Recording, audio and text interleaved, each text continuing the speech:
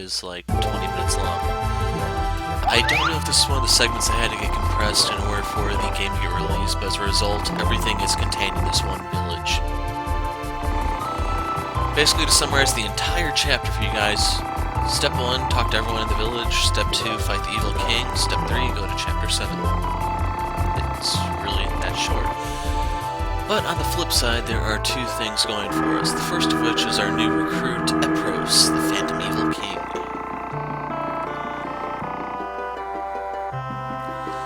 So Epros is pretty handy in the fact that you can use his transform ability, I forget what it's called exactly, in order to farm the stat candies from various enemies we've encountered throughout the game. And you can use that to basically max out your characters if you're so inclined. It's not really necessary, it's just, are you a perfectionist type deal. As for Epros himself, I believe he's actually the strongest magic user in the game, but he doesn't have any healing spells for him, which is why I want to keep Linda in the party. She will be getting her first offensive move pretty soon. Actually, I don't know if she actually gets it in this video, because I did start recording Chapter 7. I know she has it there, so she might not have it here yet. But the other thing is, if you remember that barter quest we did way back in Chapter 1, 2, 3, so on, we are finally in the place where we can conclude it. And I went ahead and cut out the transport time back. I have it going, so you can see how it all plays out.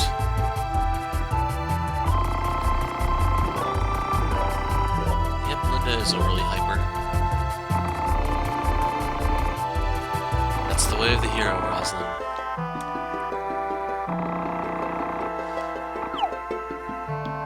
And it does get worse for her when we get to the library. But anyway, we are now free to roam about the village. There's only a few people to actually talk to, but you do get interactions with party members for talking with them.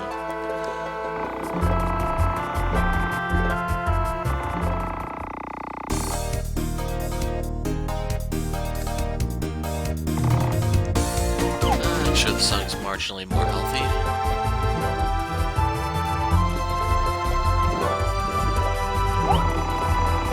So right there is your clue that the final Evil King only comes out at night. This is the inn. They won't let you sleep just yet because the king comes out at night. And you can go ahead and make a prediction on what type of king it is based on what the people say and just the clues we gather as we go. So right here is the item shop. I have this marked on my timeline because this is where you actually get Linda's ultimate weapon and armor, Rosalind's ultimate armor. The Love Mic is Linda's ultimate weapon, and the Celeb Dress is her ultimate armor. Do I actually have... Okay, this is Big Bull's ultimate armor, the Inferno pants. This is going to be I believe one of those is Rosalind's ultimate armor. No, there's one for her. Okay, I don't know where you find hers. But the White Rose Rapier may be her best weapon if you don't do her compatibility thing.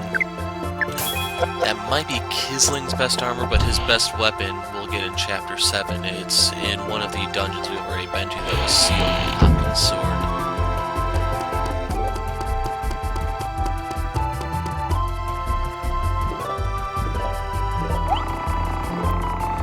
And I should also mention, if you're looking for Epros' ultimate armor, it's that Conjurer's Tux in the Snowfield, I believe. It's either in the Snowfield or Rochello.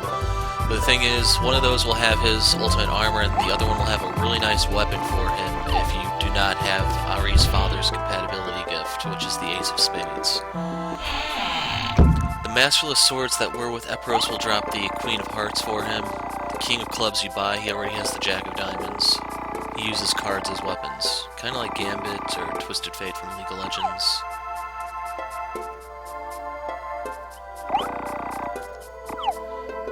Depressed, no motivation. If I know my brother, I think he's a little anemic.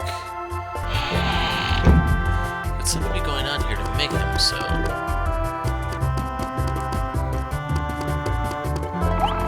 highest point in the village. On a fine day, we have a full view of the village, and at night the houses are dreamlike.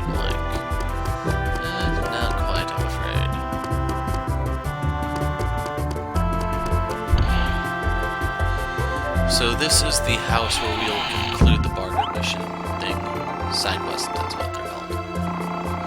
You can't see, it's too dark. But we have a penlight.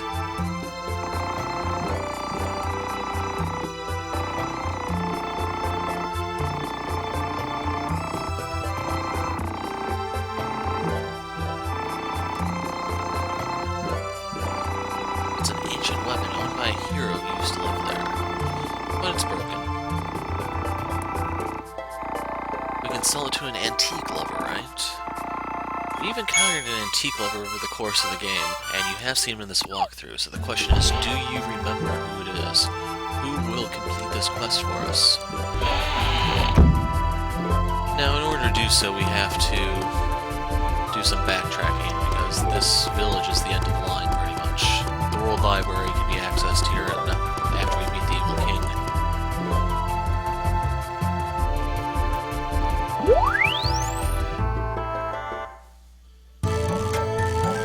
And the antique lover in question has a particular bottle and lives in Tennelle.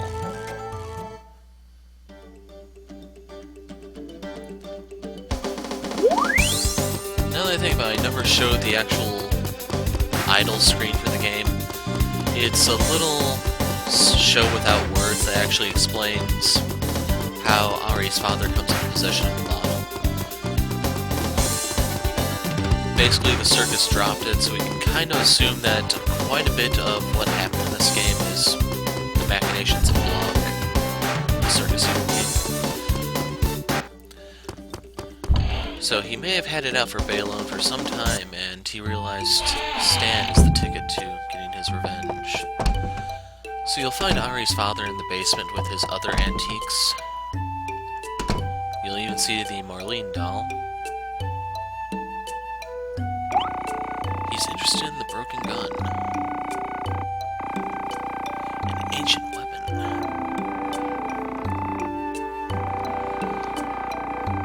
Flintlock pistol.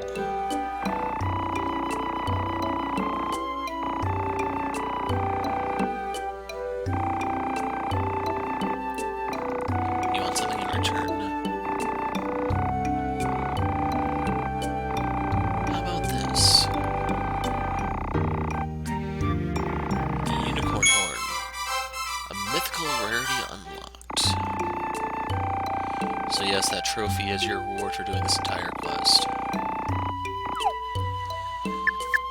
Not sure if I said it yet, but I'm probably not going to get all the trophies in this game. You do have to do a lot of grinding to do so. There's one for getting to the party to level 70, I want to say. That would be the varsity trophy. I got the junior varsity one, like chapter 3 or 4. You have to do a lot of grinding in the library to get that. And speaking of the grinding in the library, you get the most gold, or sukel, for your fights there, so you can gather up 200,000 sukel and then go buy Epros' gear, because yes, there is a trophy for buying the Conjurer's Tux and the King of Clubs. There's also one for using one of the status cleansing items. They have some really weird trophies in the game, just to say the least, and that's why I'm kind of not really interested. Plus, this will be the first game I ever went to get all the trophies in where they're not all unlocked over the course of the main game.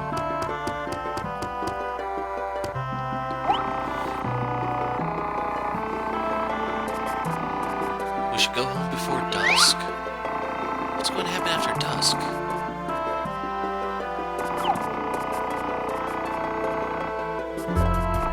You can sense Stan. And this is the final person we have to talk to. He tells you that the people there are, well, the important thing is he sleeps through the night, he doesn't know what's going on, and people are haggard. Kind of anemic, you know? Kisling thinks it might be dye-related, and he's partially partially correct. The thing is, it's not their diet that's causing this. This place is empty, but you do need to come inside somewhere in order to get the day change. So we come back out, and it's sunset. So now the inn is open, we can go ahead, go in there, and go to sleep. Like, I don't know what the significance of this house is. This might actually be the bridge to the library, I don't remember. But there are quite a few things in the game that aren't really explained either. Well, most likely it's due to having to compress the development time of the game. React as somebody's family. The name has been withheld, but nobody's here. A fool who rebels against the power that dominates the night. React as somebody's ancestor. So if you don't quite understand what's going on with these tombstones, that's the classification system. Since Ari is now a deviant outside of the system, he can actually see things as they are. So right there, those are pretty much primed with subliminal commands to the people, so if they look at that, they'll see their ancestor, a family member, a friend, something along those lines. When in reality, they're just things that are put there by Balaam just to fill out the atmosphere.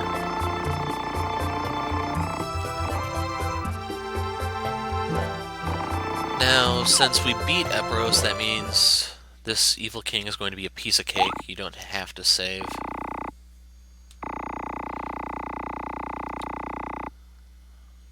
Gather the crew. It's time to go evil king hunting. Wasn't really planning on doing this as one long commentary, but hell, we're halfway through the video already. And the music is your final clue on what exactly is here. Is that blood? Look at this stain. It's been a while since I've seen something like this. It was in that cursed bottle.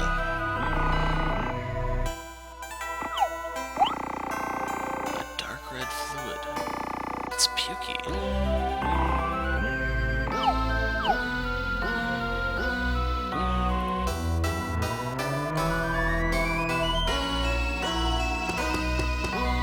So from here you can see that there's a house that wasn't here during the day. That is where we'll find our final evil king. In case you're wondering, you cannot enter any of the buildings, you cannot do any shopping or anything, so you do want to have your final preparations by the time you come in here. Right there you can see the masochist laid out. I wanted to try talking to him to see if he had any sort of dialogue to give, but no, he doesn't.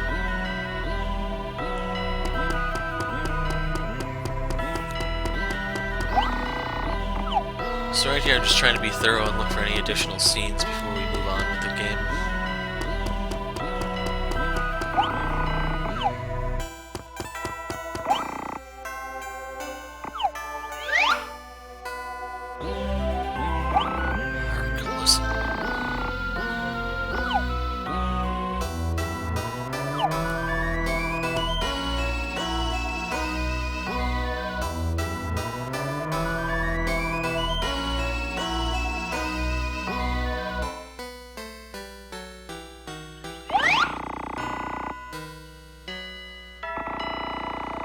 And I should tell you that the building is kind of like the TARDIS in that it's much, much bigger on the inside than on the out.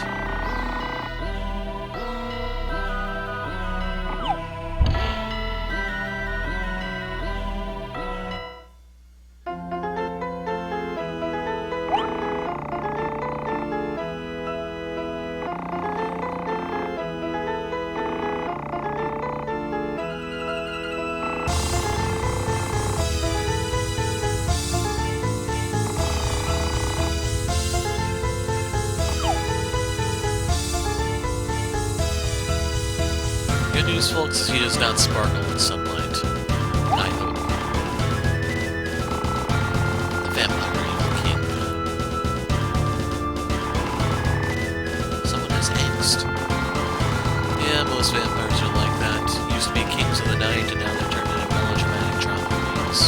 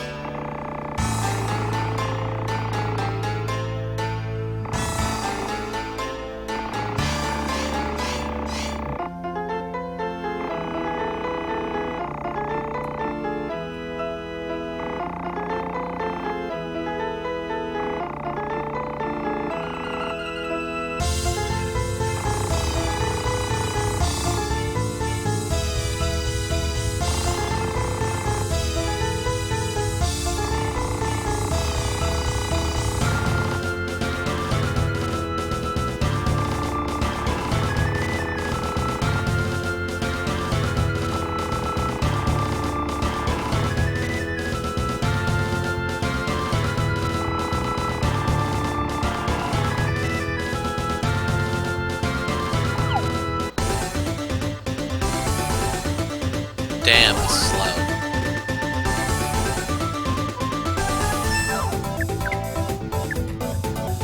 Okay, I went ahead and halved the volume here. So, to start things off, I want to use Omni Concert on Linda just to try to slow them down, but once you have her Deflector up, the Evil King really can't hurt you that bad.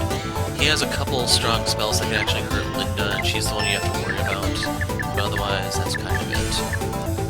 So like usual, we're going to be starting with an Overdrive. And Burst. Now I want Big Bull to pick off the bats because he has the elemental advantage against them. And once you have them down, that's really it. And yes, unfortunately only 2 of those landed.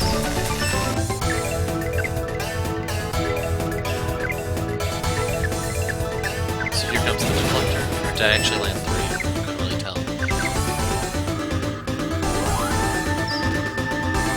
Right here's the Inferno spell.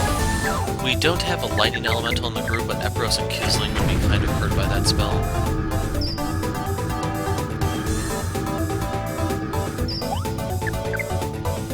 And right here is looking at their element. I don't have Friendly Inferno, so Friendly Thunder. I know you guys have been waiting to see these spells in action.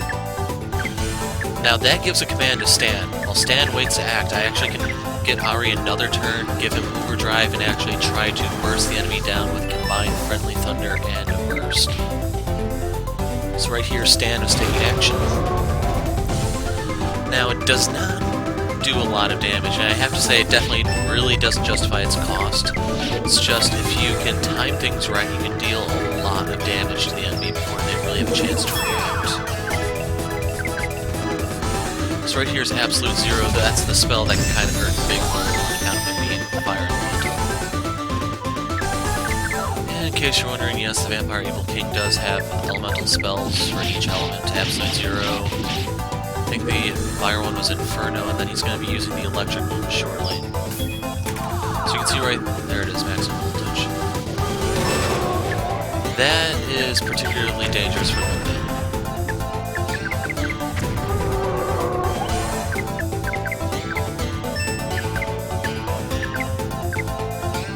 Now, Replenish is very expensive, unfortunately.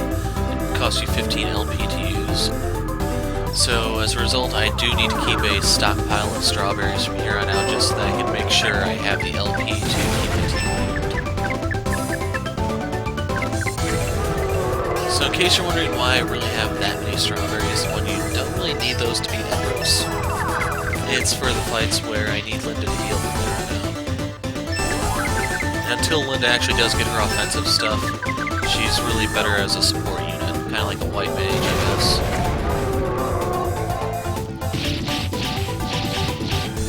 In case you're wondering, she is the only character in the game that has an AoE healing spell. Ari has single target stuff, and I think Rosalind has something to heal with.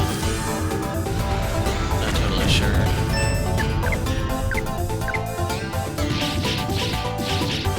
But anyway, once you have the bats down, all you have to do is just combo them into the ground. Stan's willing to jump into the fray with us with a Crushing Devil.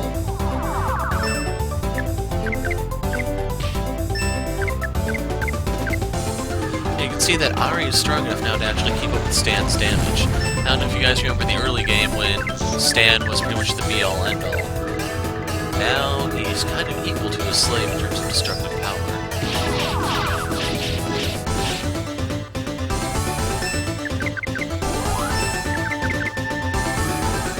Absolute Zero.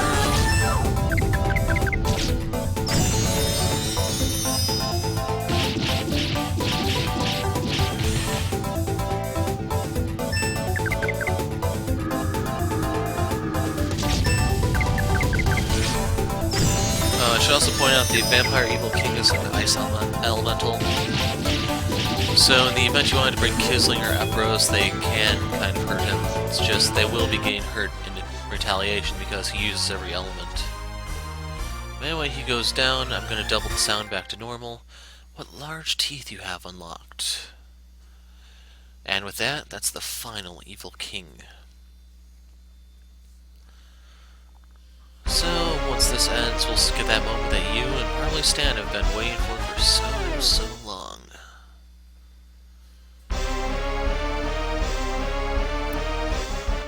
That pushes Big Bull over the 300 hit point threshold.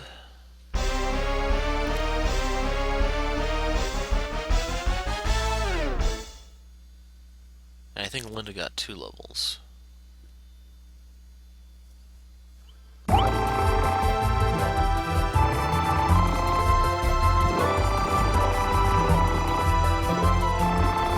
Take these for winners, folks. Anyway, yeah, that's the end of the chapter. We're gonna have a scene and then we automatically go to the final chapter where we'll pick it up next time.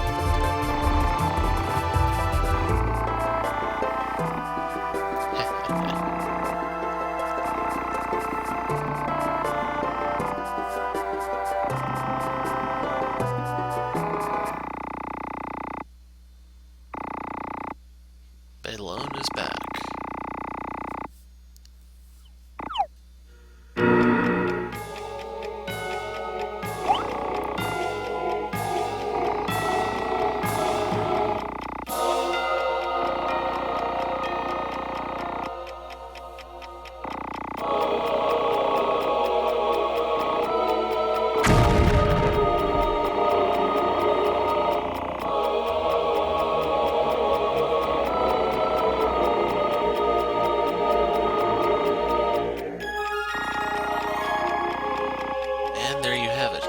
Stan has not regained his human form. Anyway, I'm gonna bow out now and we'll pick up next time. I'm the Hero of Light. Thanks for watching, and goodbye.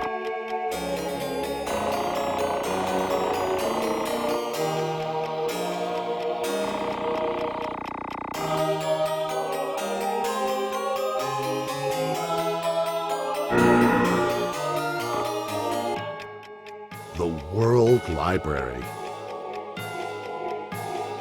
What secrets await in this unknown and mysterious place?